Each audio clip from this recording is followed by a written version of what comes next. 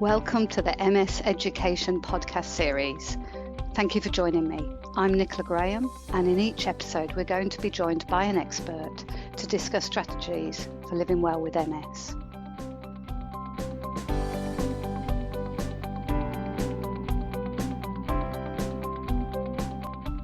Today we're delving into the skills involved in good, clear, assertive communication, something that's useful for all of us. Multiple sclerosis can impact on many aspects of your life, and communication is definitely one of the most important. Your ability to assert yourself around family, carers, organisations, employers, etc. is essential, and for some people this can seem to get harder with time. Today, I'm joined by Michael Gelfand. Michael's a social work advisor working here at Multiple Sclerosis Limited. Michael's completed both a Bachelor of Social Work and a Master's in Counselling, and he has many years of experience working with people to achieve their goals. Welcome, Michael. Hello, Nicola. Thank you for inviting me to join you on this podcast. It's a pleasure. Let's get started. So, Michael, this podcast is called Conversations and Situations, Taking the Controls Back. Why is this so important for people with MS? Over the years, I have been told by my clients that as their situation progressed, as their MS took hold, it was more and more difficult to keep communication in control. MS sometimes gives you physical decline, cognitive changes, sensory changes, and for any or all of those reasons, you can sometimes feel a bit lost, feel a bit like the control that you used to have is decreasing. Sometimes it's subtle, sometimes it's very pronounced. It all depends on your condition and also on the people and the situations that are around you. So I thought that it was time to have the conversations that I've been having with my clients out there in the open, where everyone can take a look and see what applies to them. And Michael, I know you talk about a way of communication that's not aggressive, it's gentle, it's simple, it's clear, and that's so important. So I'm wondering, how do you respond to people when you hear them say that they're losing control in their communication, and as a consequence, they feel like they're losing some control in their life? It's important to know that nothing here is completely different from what happens to most people. Most of us, as we get older, we lose some of our abilities. We don't run as fast, we don't jump as high. Our memories are affected. So it's not that difficult to understand that there are going to be losses and there are going to be things that people would just look back at and say, I could do it better. What's different here is that MS can do this in a much younger age than what you would normally expect. And because of that, it will also happen with people around you who are still able to remember better, maybe walk faster, be more stable on their feet, but you don't feel that that is what's happening for you. And with that, communication can also get impacted.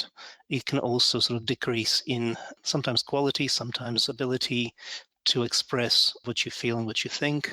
And with that, you can have a lot of changes that happen to you. You can have changes in self-perception, changes in relationship, changes at work. And this, for many people, can result in other changes that they impose on themselves, where they don't go out as much, feel more isolated. Their mood sometimes changes, and not for the positive.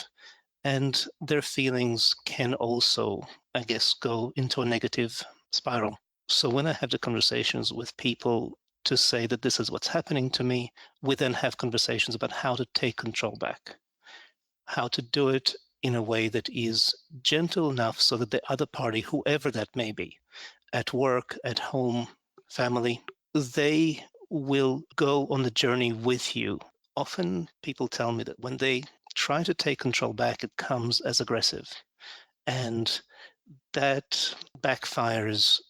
Our conversations are usually about how to make sure that it doesn't, that it's more about linking with the other party and trying to achieve something better. Yeah, and so really taking that other party on the journey with you, and that's such a fine art.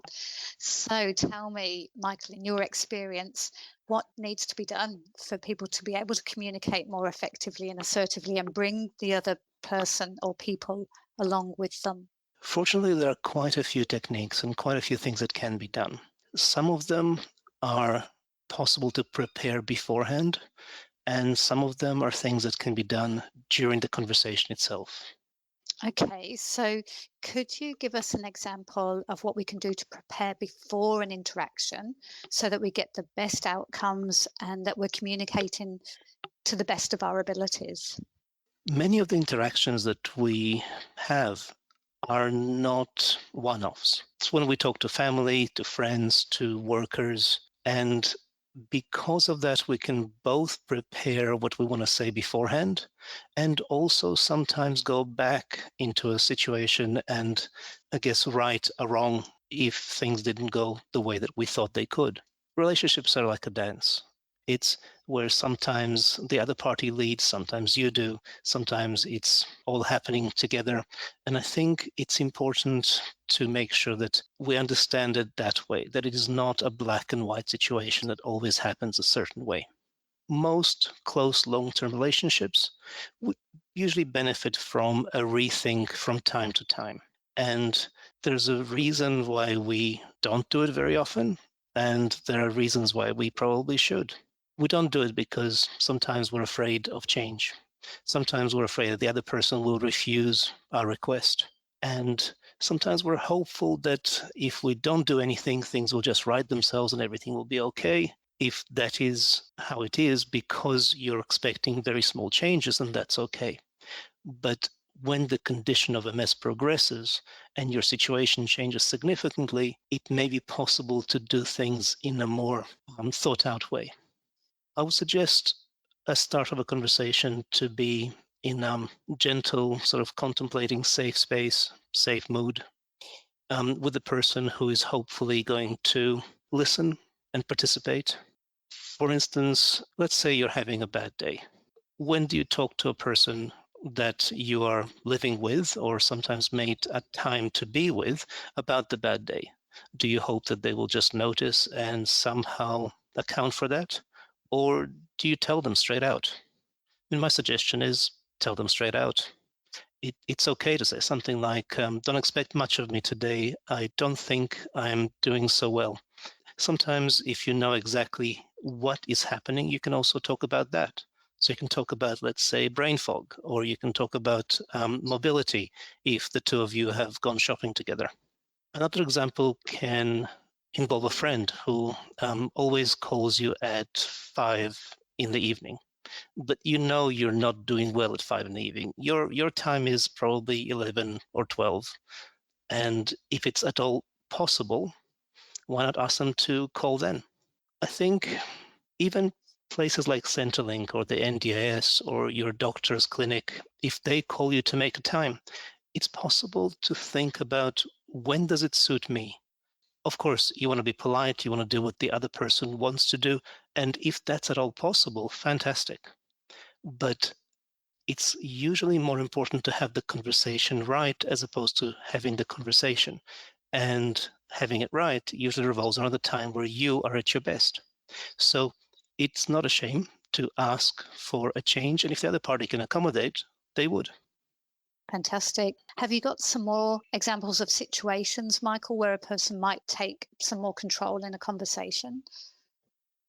These examples are more about what can happen on the day or at the time of the actual conversation or very close to it. We already mentioned the example of time of day where you may be working really well at 11 o'clock, but your friend always calls you at 5.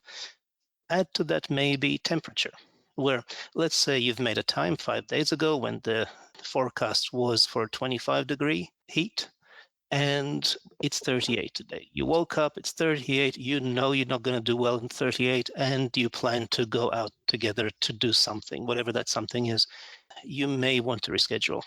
Let's say that you were really, really busy yesterday. And you also know that if you have a very busy day, the next day you're going to pay for it. And you're going to pay for it by the day being very difficult because your body is just not going to do well with 2 very busy days. You may want to reschedule what's happening then. A bad night's sleep, for instance. We all know that a bad night's sleep means a bad day. And if you know that that's what's happening for you, you may call, reschedule, rethink, replan. Another hint can be one activity bleeding into another. So if, let's say, you've planned your day, you've packed it really, really well, everything is by the minute, but you run out of steam by about 12 o'clock. Well, this is one more chance where you may want to reschedule as opposed to rush through. Because you also know that if you succeed, and you may not, you will pay for this the next day, and what's happening then? I think there are so many different ways in which you can plan ahead. I'm also hearing, Michael, within this is really about taking responsibility for yourself as well, isn't it? So that you're turning up and being your best self more often. That's right, Nicola. I think this is all about you looking at your day, looking at your world, looking at what you need to achieve from the day to the week to the month, and thinking, how can I best do that? Absolutely, I want to be polite and I want to be respectful of others, but I also want to make sure that what my body teaches me about myself, what my brain teaches me about myself, is taken into account. I mean, for instance, let's say nothing's a problem. You woke up with not a single one of those obstacles that I was talking about before being present. So you didn't have a bad day yesterday. The temperature is fine today. Everything seems well, but the brain fog is so thick that you can't put two thoughts together. You don't need any other reason for MS to just give you a bad day.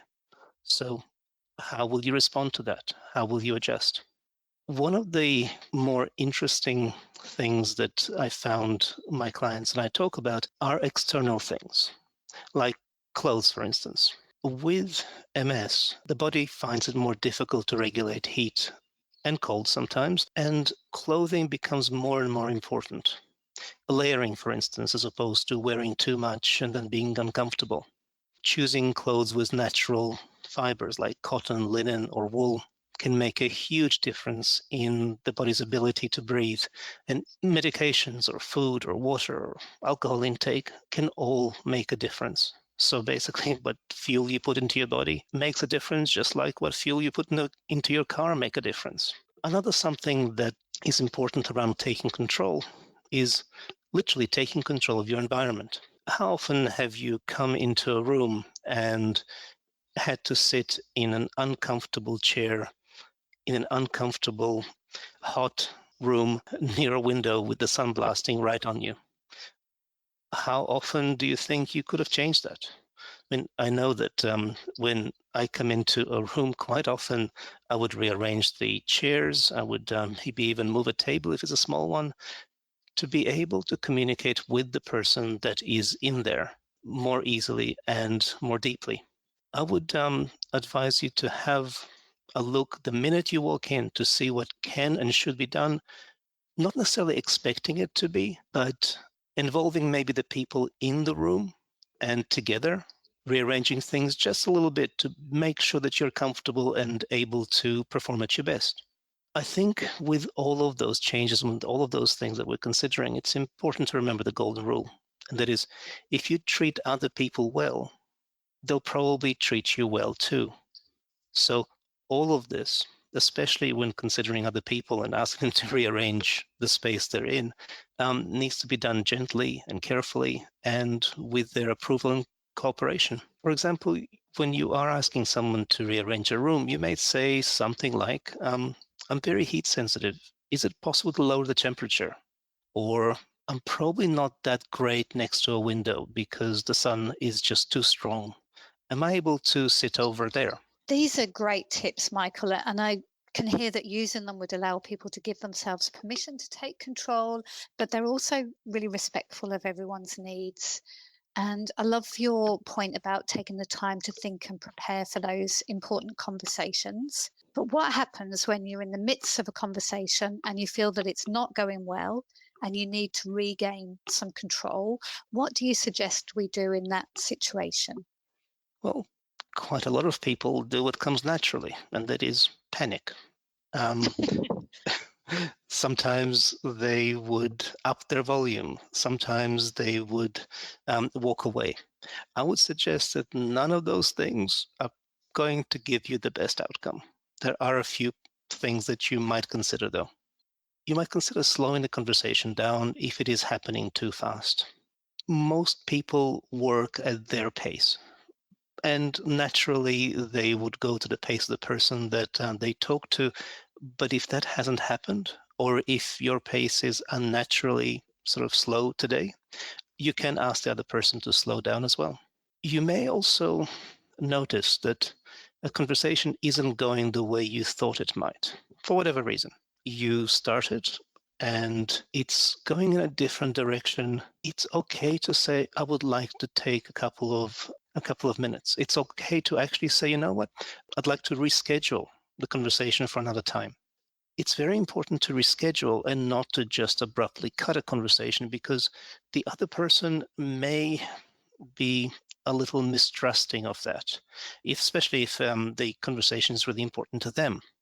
They probably don't want to have it completely forgotten. So rescheduling it allows them to understand that, one, it's also important to you, and gives them a time for when they can prepare for it again. You may find that some, especially complicated conversations, might be difficult to follow. Take notes. If you're able to always carry something that will take notes for you, or that you can take notes with, that's really useful. I mean, if, let's say, your hands don't work so well today, obviously taking pen and paper notes are not that useful. But what about making a recording? Every mobile phone has a recording app already on it. And if you don't like it, there are at least a dozen free recording apps that can be downloaded from the App Store or from the sort of Apple equivalent. If you are going to record someone or a meeting, you have to inform them. It needs to be done by consent, because from a legal point of view, it's not always legal to record someone without their knowledge. It's important, I think, to also be able to maybe include the other person and ask them to keep the notes for you. They can email it to you, or they can give you a piece of paper if that's how it's easier for both of you. I think sometimes if recording is not possible and you know something's important, you may be able to take somebody with you. I mean, two minds is always better than one, and hopefully they are not as invested in whatever's happening as you are, and it's much easier for someone in that situation to remember what takes place. For many people, when they go to see their neurologist, that's a key time to take somebody else, because so often people say that they come out of their appointment from their neurologist and don't remember what was said. Absolutely. Neurologists, Centrelink, sometimes important work conversations, your GP. You may also be able to prepare for conversations. Now, preparing for a conversation can be as simple as putting an agenda together for yourself, or sometimes even sharing it with the other person.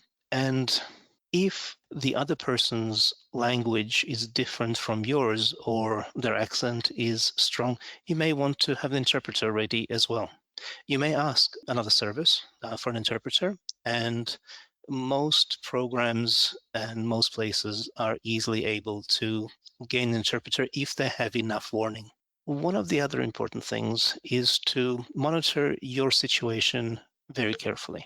And that is, if, let's say, you're not doing well today, but you have an important meeting that you cannot reschedule and you cannot miss, you may want to say to the person you're meeting that there is a limit in the way that you're able to communicate, or in how long you can communicate. So you can say something like, look, today I'm only good for about 15 to 20 minutes. After that, I would struggle. I'll struggle to remember what is said, and I'll struggle to follow the conversation.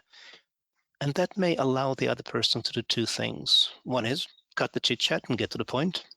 Another is maybe not rely on the most nuanced conversation, but to be clearer and to check with you whether you are still able to communicate on the level that you would expect. Another one similar to this is around listening, and that is, listening is an art that is forgotten by some people. And so if you're not doing well, and you may not be able to speak on the level that you would like, you may actually tell the other person, well, look, I'm going to be doing a little less speaking and a little bit more listening. Do you think that would be a good use of our time? And most people understand when someone's not doing well, and most people who know a little bit about MS understand that some days are definitely not on the same level as others. They're great tips, Michael. Thank you. I'm thinking now about when we're having a conversation and we're starting to feel quite emotional, maybe a bit activated. What can we do then? Emotions are hard. They're easy to experience, but they're very hard to work around. If you feel that your emotions are taking over and you feel that the intent and the sort of meaning of the conversation changes from what you originally thought, you may want to ask for a break.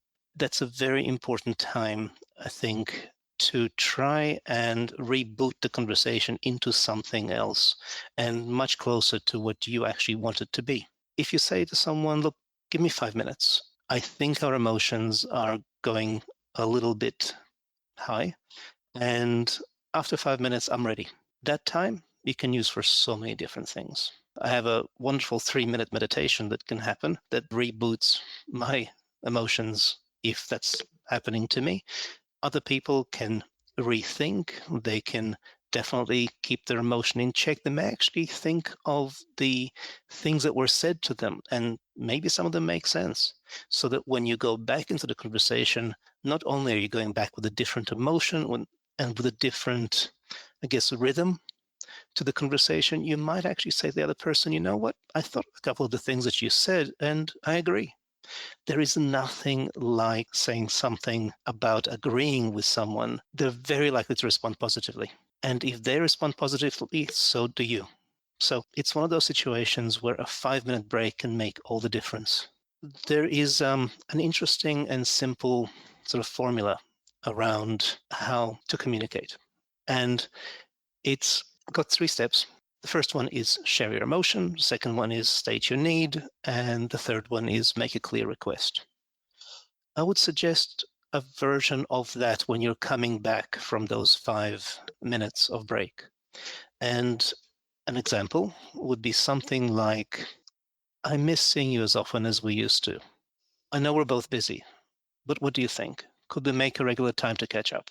Now, of course, if you're talking about shopping, that will not work. But if you were talking about how much deeper your relationship used to be, and that you would like it to, again, go a little bit deeper than what it has become, then an example like that would really fit. That's great advice, Michael. I really love this information. I know personally I find it really hard to take a break when I'm feeling activated and a conversation's not going as well as I'd like it to. So I know that to pause and to settle myself is going to have such a different outcome. It's a great reminder to me. And I love that formula, that share your emotions, state your needs, and make a really clear request, because if it's one thing I've learned over the years, is being clear is really important. People are not mind readers. Exactly. I think we often hope that the other person would know how we feel, would know exactly what we need, and would be able to accommodate. In my experience, if that happens, celebrate. But if it doesn't happen, you can't really blame the other person for it not happening. As an adult, it's your responsibility to let the other party know how communication works for you. And then it's theirs to be able to accommodate or say that they cannot. Now, if Yeah. they can't, you know where you stand. If they can, you also know where you stand. So you're usually not worse off. And I can foresee some people asking themselves, is this going to sound aggressive? It's a new way of communicating for them. Am I going to offend the other person by being so direct?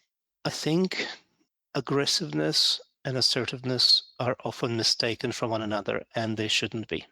Assertiveness is the ability to communicate clearly. Aggressiveness is around communicating in a way that puts the other person down or does something that is not respectful of them. Assertiveness is actually respectful of both the person who's communicating and the person they're communicating to, because it allows a truth and a depth of conversation to come through the communication channels, and it allows the listener to then respond honestly, because we're very good at mimicking each other. So if, let's say, I'm aggressive to someone, they're very likely to be aggressive to me. If I'm kind to someone, they're very likely to be kind to me. And if I'm honest, they're very likely to be honest. Assertiveness is being honest. Thank you so much, Michael. They're wonderful, great tips. Certainly plenty of opportunity for us to upskill our communication and to take back some control. And I think to really improve the quality of our relationships in the process. So thanks so much for your time today, Michael. Really appreciate it. Thank you, Nicola. For more information on anything we've covered today, please get in touch with MS Connect on free call 1800 042 138 or email msconnect@ms.org.au. And don't forget to find the MS podcasts on your favourite podcast player such as Apple, Google Play, Spotify, Overcast, or you can access the podcast directly from our website, ms.org.au.